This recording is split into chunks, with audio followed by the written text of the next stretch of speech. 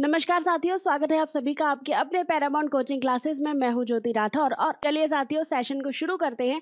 लेकिन उससे पहले एक रिक्वेस्ट रहेगी कि अगर आप में से किसी ने भी हमारे चैनल को सब्सक्राइब नहीं किया है, पहली बार चैनल पर विजिट कर रहे हैं, तो कृपया करके चैनल को सब्सक्राइब कर लो और अपने दोस्तों यारों को ये क्लास शेयर कर दो, क्योंकि इसमें बहुत सारे करंट के टॉपिक तो मिलेंगे ही मिलेंगे, लेकिन उनके साथ साथ उनसे रिलेटेड क्वेश्चंस भी यानी कि एमसीक्यूज प्रैक्टिस भी यहाँ पर कराई जाएगी। तो चलिए शुरुआत करते हैं और बात करते हैं अपनी पहली करंट की। पहली करंट को जब हम देखते हैं वो रिलेटेबल है हमारी भारतीय संस्कृति से, भारतीय इतिहास से और भारत की विदेश नीति से। हम कहेंगे बात करेंगे किसकी, हम बात करेंगे ताम्र चोल पत्रों की। अब आप कहेंगे मैडम हिस्ट्री में हम क्यों चले गए, हिस्ट्री में भी कुछ बदलता है क्या? तो हाँ जी, हिस्ट्री में भी कुछ भी नया अपडेट होता है तो वो हमारे लिए महत्वपूर्ण हो जाता है। इतिहास को केवल इतिहास के पन्नों में ही दर्ज नहीं किया जाता है, बल्कि उसे वर्तमान के पॉइंट ऑफ व्यू से जोड़कर देखा जाता है। तो हम जानते हैं कि अभी हाल ही में प्रधानमंत्री मोदी 4 देशों की यात्रा पर गए थे, जिसमें उन्होंने नीदरलैंड की भी यात्रा की थी और नीदरलैंड की यात्रा में कुछ ऐसा डेवलपमेंट हुआ है जो हमारे एग्जाम के लिए और भारतीय संस्कृति के लिए, भारतीय गर्व के लिए बेहद महत्वपूर्ण है। जी हाँ, तो चोल ताम्र पत्रों की भारत में वापसी हो चुकी है। Chola copper plate return to India की बात यहाँ पर कही जा रही है, यानी कि जो चोल ताम्रपत्र थे जिन्हें हम क्या कहा जा करते थे, अनय मंगलम या लीडन प्लेट्स कहा जा करते थे, जो 11वीं सदी में बने उन ताम्रपत्रों की बात करते हैं जिसके अंतर्गत चोल साम्राज्य की गाथा लिखी जाती है, उनकी संस्कृति, उनकी सभ्यता, उनके द्वारा किए गए कार्य और साथ ही साथ वहाँ की जो डेवलपमेंट होता था, वहाँ पर जितने भी प्रकार के कार्य किए जाते थे, उनकी नौसैनिक शक्ति से लेकर उनकी सैन्य शक्ति तक सभी का वर्णन इस ताम्र पत्रों में लिखा जाता था, जो कि कहां पर या किस नाम से जाने जाते थे, अनय मंगलम या लीडन प्लेट्स के रूप में जाने जाते थे। इनकी वापसी जो है वो हमारे यहाँ सुनिश्चित हो चुकी है। ये प्लेटें चोल राजवंश के सबसे मूल्यवान ऐतिहासिक रिकॉर्ड के रूप में जानी जाती है।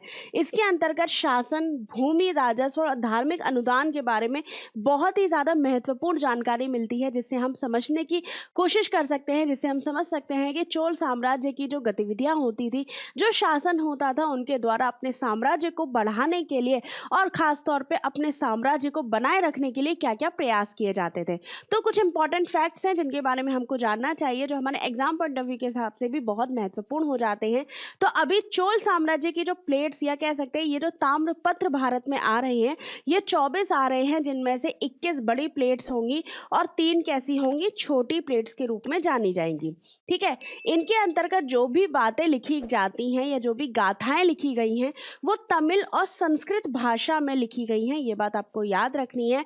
1712 में नीदरलैंड इन ताम्रपत्रों को ले जाया गया था। तो हम जानते हैं कि हम यूरोपीय बहुत सारे ऐसे देश थे यूरोप के जिन्होंने भारत पर औपनिवेशिक शासन करने की कोशिश की थी, भारत में अपने आप भारत को कह सकते हैं अपने शासन के अधीन लाने की कोशिश की थी। उसी दौर में नीदरलैंड या डच का भी नाम आता है। उसी समय पर 1712 में नीदरलैंड ये ताम्रपत्र ले जाए गए थे। लेकिन इसके बाद 1862 की बात आती है, जहां पर इसे लीडेन यूनिवर्सिटी को क्या दे दिया गया था, और लीडेन यूनिवर्सिटी को इसे डोनेट कर दिया गया था, उसे दान दे दिया गया था। ठीक है, यहाँ पर थोड़ा सा और आगे चलते हैं, बात करते हैं भारत के संबंध में। तो अक्टूबर 2023 में ही भारत ने इसकी कवायद शुरू कर दी थी। जी हाँ, ये पहली बार नहीं हो रहा था कि हम इसके बारे में बात कर रहे थे, 14 साल से पहले की ये प्रक्रिया शुरू हो गई थी। लेकिन अब जब 2023 का दौर आता है, 2023 में भारत ने इसके लिए यूनेस्को की एक संस्था है, समिति है, जिसका नाम है सांस्कृतिक संपत्ति वापसी समिति के समक्ष ये मुद्दा उठाया था।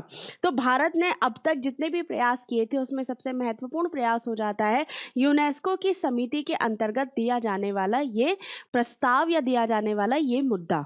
ठीक है, जैसे ही ये मुद्दा उठाया था 2023 में और 2026 में क्या होता है, ये ताम्रपत्र भारत की धरोहर जो भारत को वापस मिल जाती है।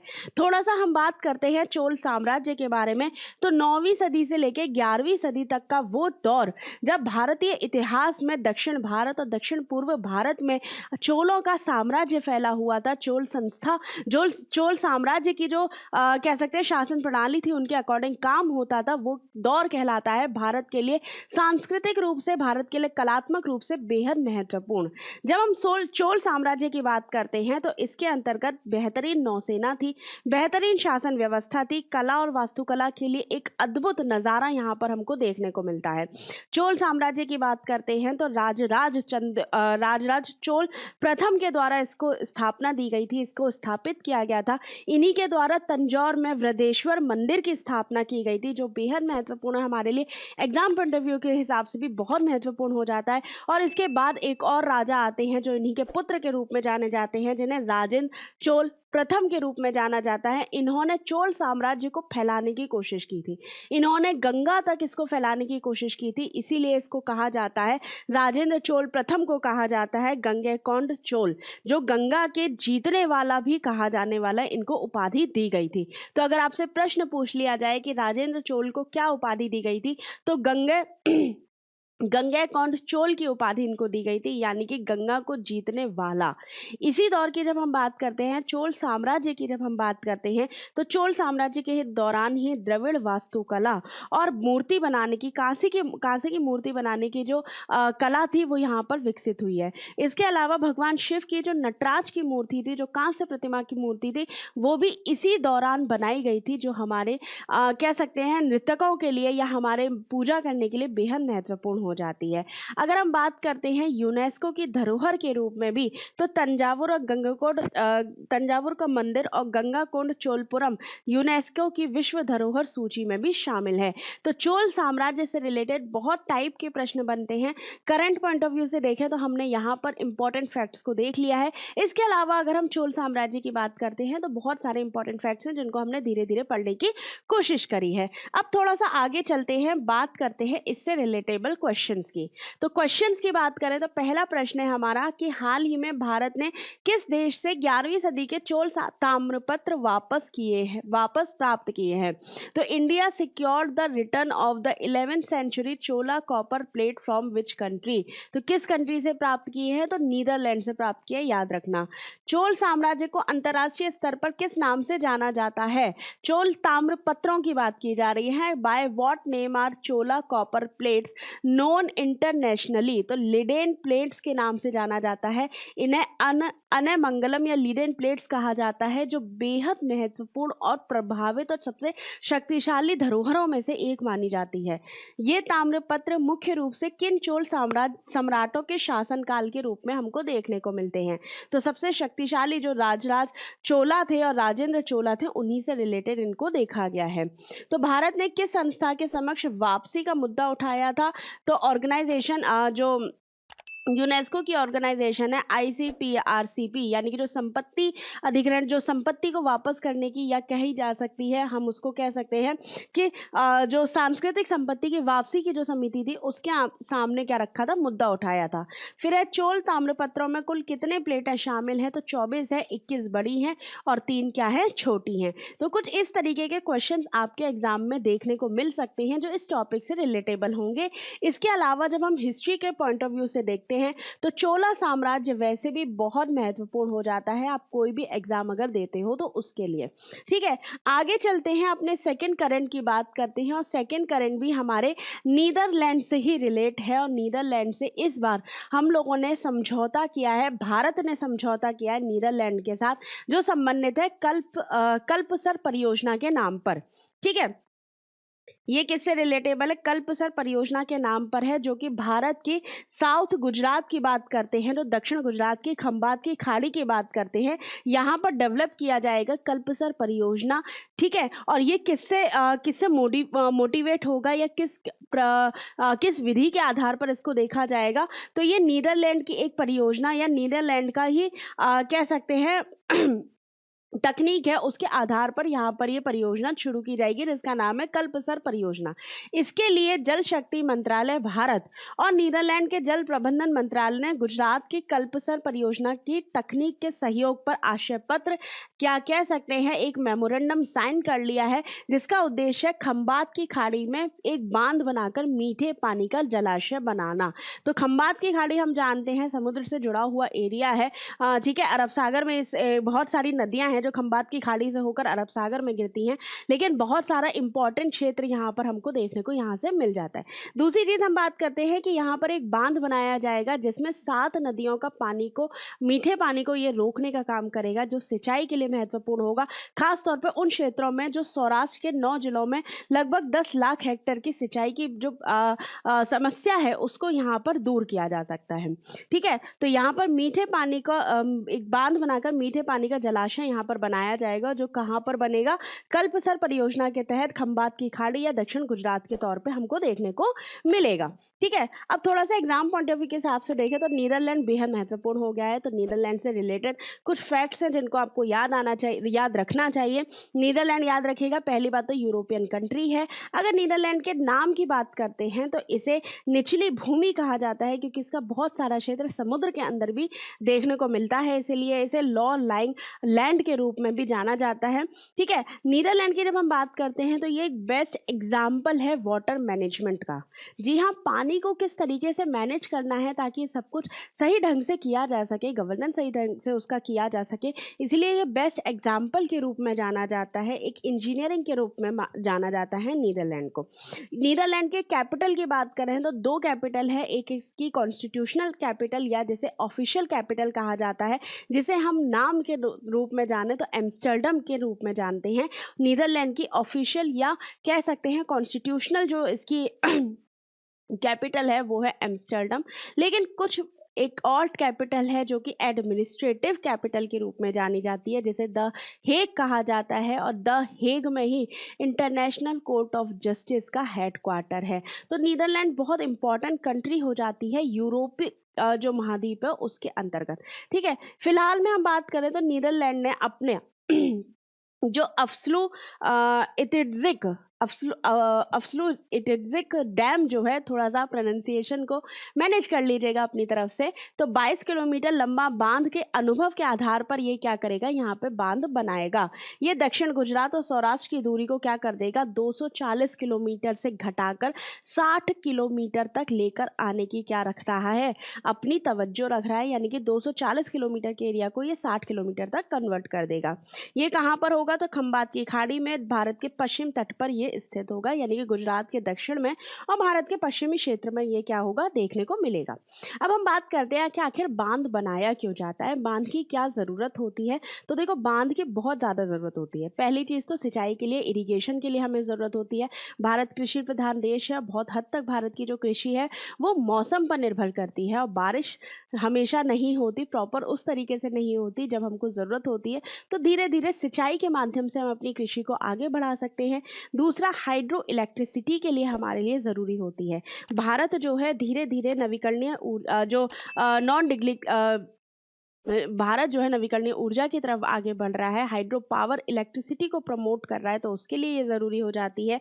फ्लड कंट्रोल या बाढ़ को कंट्रोल करने के लिए ज़रूरत हो जाती है। ड्रिंकिंग वाटर, पानी को पीने के पानी की व्यवस्था करने के लिए ज़रूरी हो जाता है। एक्वा जो कह सकते हैं एक्वाकल्चर या वाटर का जो मैनेजमेंट करने के लिए बांध जैसी जो गतिविधियां होती हैं वो हमारे लिए इम्पोर्टेंट हो जाती हैं। ठीक है, तो यहाँ पर इससे रिलेटेड आप याद रखिएगा किन कहाँ पर बन रहा है ये कल्पसर योजना दक्षिण गुजरात में है, किन 2 देशों के सहयोग से बन रही है, तो भारत और नीदरलैंड के बीच समझौता हुआ है। नीदरलैंड का जो मंत्रालय है, प्रबंधन मंत्रालय, जल प्रबंधन मंत्रालय, वो इसमें क्या कर रहा है, हेल्प कर रहा है। अब चलते हैं थोड़ा सा इससे रिलेटेड एमसीक्यूज देख लेते हैं। एमसीक्यूज की बात करते हैं तो कल्पसर परियोजना के लिए भारत ने किस देश के साथ समझौता किया है, तो किसके साथ किया है, नीदरलैंड के साथ किया है, याद रखना। कल्पसर परियोजना किस राज्य से संबंधित है, तो गुजरात से संबंधित है। कल्पसर परियोजना का मुख्य उद्देश्य क्या है, तो फ्रेश वाटर जो रिजर्वियर है, मीठे पानी के जलाशय को बनाना इसका क्या होगा, उद्देश्य होगा। नीदरलैंड का कौन सा प्रसिद्ध बांध, ठीक है, इस परियोजना के लिए प्रेरणा देता है, तो यही है आपका नीदरलैंड का 32 किलोमीटर का जो ये बांध है वो इसके लिए प्रेरित करता है। इस परियोजना से दक्षिण गुजरात और सौराष्ट्र की दूरी कितनी हो जाएगी, तो 240 किलोमीटर का जो एरिया है वो मात्र 60 किलोमीटर में कन्वर्ट हो जाएगा। ठीक है, आगे चलते हैं, बात करते हैं राष्ट्रीय AI डॉक्टर मिशन NAIDM की। ठीक है। तो अभी तक हमने जब एआई की बात कर रहे हैं तो अभी तक हम एजुकेशन में देखते हैं, टेक्नोलॉजी में देखते हैं, लेकिन अब एआई का जो उपयोग होगा वो मेडिकल क्षेत्र में भी होगा।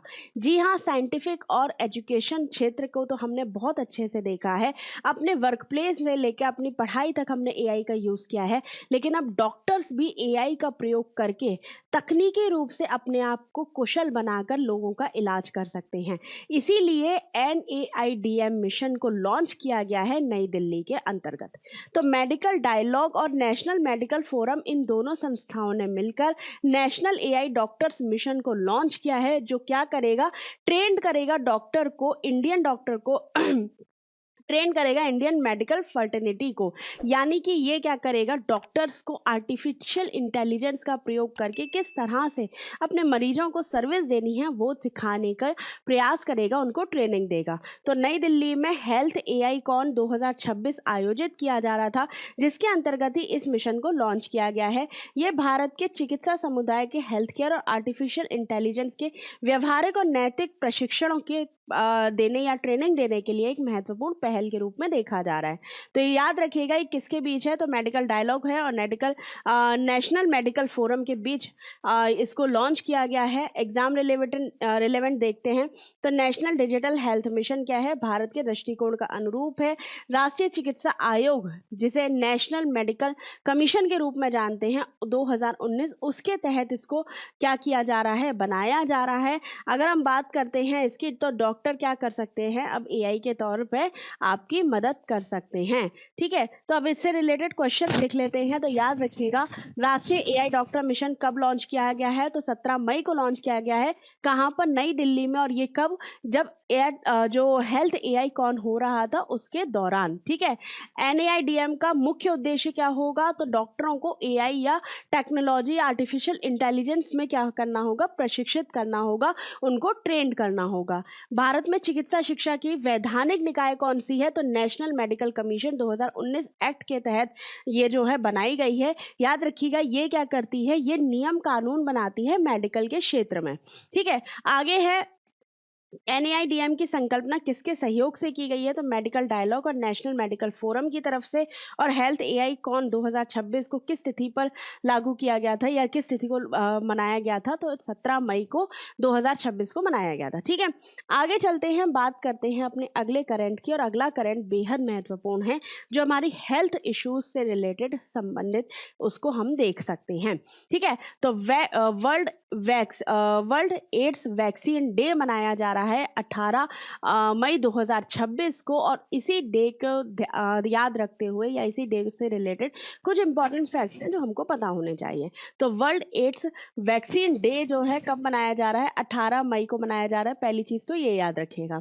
ठीक है, ये क्या करता है, ये HIV से मुक्ति दिलाने के लिए, एड्स से मुक्ति दिलाने के लिए दुनिया को वैक्सीन की जरूरत के बारे में क्या करता है, गाइड करने की कोशिश करता है, उनको और अच्छे से प्रमोट करने की कोशिश करता है। इसकी सबसे पहले शुरुआत हुई थी 1997 में, जब अमेरिका के राष्ट्रपति बिल क्लिंटन के द्वारा मॉर्गन स्टेट यूनिवर्सिटी में इसकी ज़रूरत के बारे में बोला गया था, एक भाषण दिया गया था। उस दौरान इसकी पहली शुरुआत हुई थी।